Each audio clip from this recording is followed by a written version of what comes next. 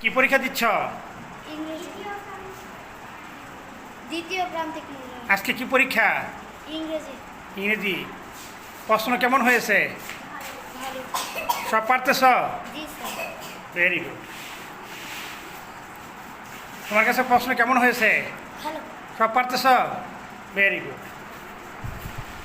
প্রশ্ন কেমন হয়েছে পরীক্ষা? ভালো। ভালো। সব পারতেছ? জি। Very good. ভলান্টিয়ারের সাথে কত নাম্বার?